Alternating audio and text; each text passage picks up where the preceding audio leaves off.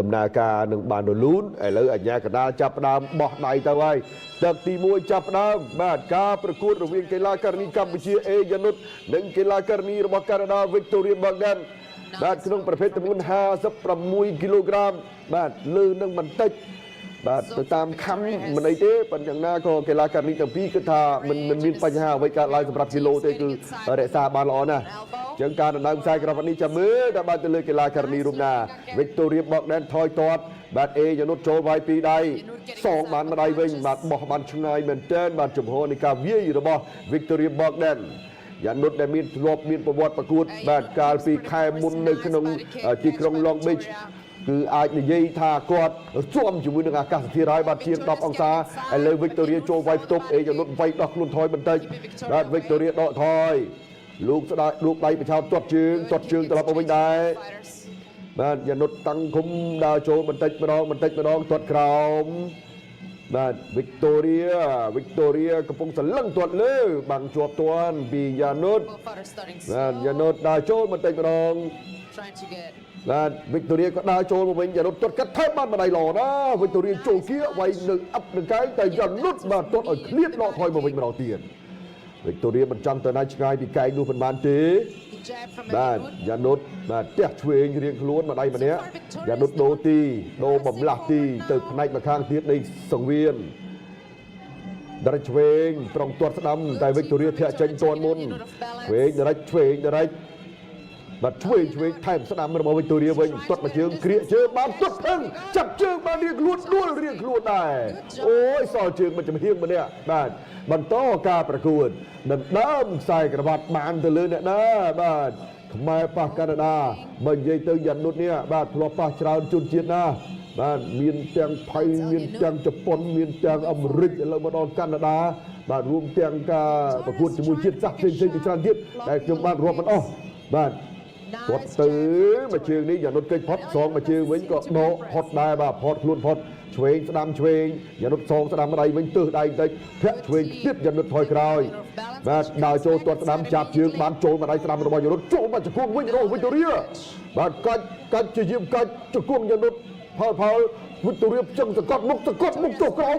មួយបាទព្រមសកត់អុកនៅជង្គង់សោយយ៉ាងវិញឬយ៉ាងណាមិនអីទេយ៉ានុតលើខ្លួនបានតាំងចំហចូលត្រង់ដើម្បីអោបឡើងជង្គង់យ៉ានុតញយយបាទតែកម្លាំងហើយនឹងចំហគឺនៅបានល្អដដែលទេ Victoria ថយបន្តិចចាក់ឆ្វេងបាទ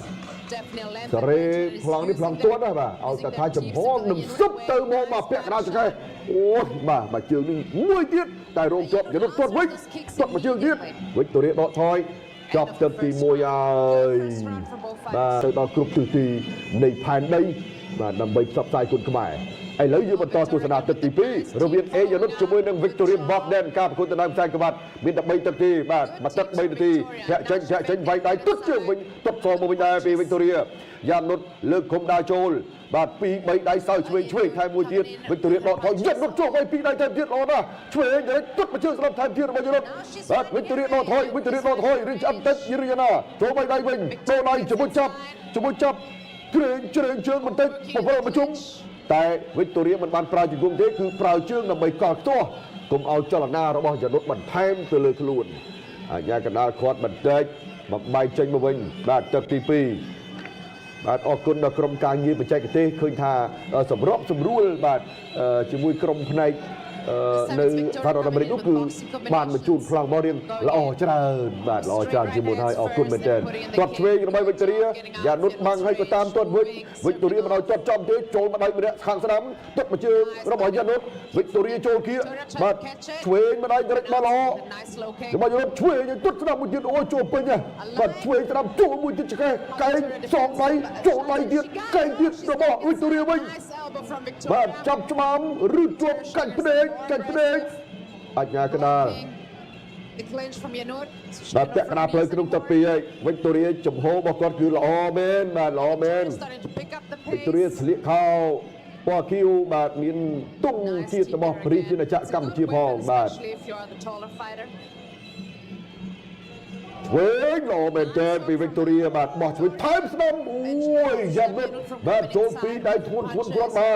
យ៉ាងនោះសង្ខោយដើរចូលដើម្បីតបវិញទប់មកជើងសងមកដៃដោះថយបន្តិចយ៉ាងនោះដើរចូលទៅម្ដងទៀតឆ្វេងស្ដាំឆ្វេងបាទប្រើដៃ Victoria អោបទប់យ៉ាងនោះទប់វិញថែមមកដៃកៃទៀងកបានអ្នកណាឡើងបានមុនមើលចូលជង្គង់យ៉ាងនោះបវលប្រជុំបាទ Victoria លើកជើងកលអញ្ញាកដាលបំបែកនៅក្នុងចុងទឹកទី2គាត់ឆ្វេងរបស់យុទ្ធបិឆោតមួយឆ្វេងដរិចឆ្វេងស្ដាំចូលមុខរៀបខ្លួនថែមឆ្វេងម្ដាយទៀតរបស់ Victoria យ៉ានុតដកថយទាត់ដែលឆ្វេងចូលផ្លោះឃុំឆ្វេងចូលផ្លោះឃុំមួយទៀតពីយ៉ានុតទាត់ជើងក្រោមបាទតាមទាត់វិញរបស់ Victoria កែងយ៉ានុតអូយយកែងយ៉ានុតមកឃុំកែងយ៉ានុតមួយទៀតដកថយអីអត់ហ៊ានបន្ថយមកឃុំទេឥឡូវដូរកែងគ្រាមួយប្រើហ៊ានទៀតរីយ៉ាណាបាទចូលគៀកវិញកែងកពុតកែងត្រឡប់មកវិញកែងបាត់យកកជង្គង់យ៉ានុតវិញ Victoria ចាប់កូនយ៉ាងបានហើយជង្គង់ Victoria ចូលចំនេះអូយ៉ានុតក៏អាចប្រើប្រាស់ជង្គង់របស់ខ្លួនតបតមកវិញដែរល្អណាស់បាទនេះលោកគ្រូឡៅស៊ីណាត្រៀមបន្តដំណើរនៅក្នុងទឹកទី3ទស្សនិកជនជាទីមេត្រីបង្គោលក្រហមអេយ៉ានុតរបស់កម្ពុជាបង្គោលខៀវបាទ Victoria Bogdan របស់កាណាដាដណ្ដើមខ្សែក្រវ៉ាត់ឥឡូវលោកម៉ៃសុជាតិបាទដាក់មកទឹកបាទដាក់មកទឹកបន្តទៀតឲ្យបងប្អូនបាទស្ដាប់ទស្សនាឲ្យបានរីករាយបាទមួយទឹកចុងក្រោយបាទយើងរងចាំមើលទាំងអស់គ្នាបាទតើបាទយ៉ានុតបាទអាចរកខ្សែក្បាត់បាទបានបាទពីសហរដ្ឋអាមេរិកឬយ៉ាងណាបាទលើកទី1ខកខានម្ដងហើយបាទជាមួយលើកទី2នេះបាទមួយទឹកចុងក្រោយបាទជាមួយនឹងកីឡាករនីរបស់ប្រទេសកាណាដា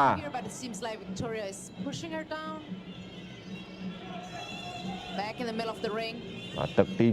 2បាទស្វាត់ស្វាញឥឡូវចូលដល់ទឹកទី3នេះបាទក៏មិនទាន់មានឃើញថាខាងណាមានព្រៀបជាងនៅឡើយបាទមានទៅមានមកទេបាទរឿងដដើមខ្សែក្បាត់នឹងរឿងមួយហើយអេរ៉ុបបើឈ្នះគឺ15លានរៀល15លានរៀលបាទ15លានរៀលទេជុំឈ្នះនឹងចាញ់ខុសគ្នា10លានរៀលឥឡូវយ៉ាត់នុតកំពុងសម្រុកទៅហើយបាទដើម្បីខ្សែក្បាត់ផងដើម្បីទឹកប្រាក់បន្ថែមផងបាទពីអ្នកអង្គការសំអាងវឌ្ឍនៈបាទអគ្គនាយកក្រុមហ៊ុនវឌ្ឍនៈបរុបរីមើលចោបាទយ៉ាត់នុតច្បងចាប់បាទជាយាមរួលដើម្បីកុំឲ្យ Victoria មានសកម្មភាពឯណាបានដើម្បីតបតនោះបាទអញ្ចឹងនេះជាយុទ្ធសាស្ត្ររៀងខ្លួនទេបាទយ៉ាងណាចៅក្រមកំពុងពិនិត្យមើលពាក់កណ្ដាលផ្លូវក្នុងទឹក3ហើយ15លានរៀលបានទេអត់បាទយ៉ានុតបាទពីដៃសងមួយជើងរបស់យ៉ានុត Victoria ដេប្រាសេមកស្ដាំបន្តិច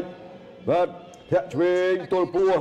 ចូលគៀបោះឆ្វេងម្ដាយម្នាក់ទើសដៃគ្នាបន្តិចយ៉ានុតតាមទាត់ Victoria ដកថយយ៉ានុតទាញកបានបាទកំពុងកាច់គ្នាបាទអញ្ញាកដាលបំបាយចេញរៀងតាមរៀងខ្លួនបាទក្បាច់គុណប៉ាក់ផែគ្នាហ្មងបាទធាក់ឆ្វេងពី Victoria ចូលគៀបោះជង្គង់ស្ដាំញ៉ាច់ពី Victoria យ៉ានុតឱកាសចូលទៅតវិញសោយឆ្វេងសងស្ដាំម្ដាយចូលឆ្វេងម្នាក់ម្ដាយផ្លាតរៀងខ្លួនបាទចូលគៀឆ្វេងបានម្នាក់ម្ដាយទៀតវិញបានម្នាក់ម្ដាយទៀតហើយយ៉ានុតដើរចូល Victoria ទាត់ក្រោម Victoria ទាត់ក្រោមយ៉ានុតមើលលើ Victoria ធាក់ទប់ងើបមុខកែមួយអាយយធាក់មួយជើងបាទដួលយ៉ានុតឯនេះវិញបាទភាពវៃឆ្លាតបាទបត់បែនយ៉ាងរហ័សចូលឆ្វេងម្ដាយរបស់យ៉ានុតឆ្វេងមួយទៀតសងស្ដាំវិញបាទ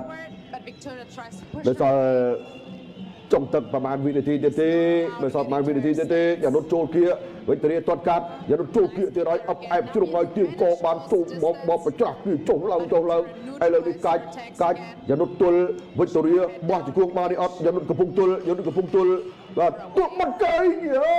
មកទៅកែងគឺទៀតរបស់ Victoria យូយបាទរុះកែងជង្គង់ថែមមួយទៀតចុងទឹកនេះបាទ Victoria ប្រើស្នៀតនេះធ្ងន់ដែរបាទទៅលើអេយ៉ានុតឥឡូវនេះចប់ទឹក3ហើយ Yes, I was right. Good job. បាទអបអរសាទរដល់កីឡាករនីកាណាដា Victoria Bogdan ដែលបានទទួលជ័យជំនះដោយពិន្ទុ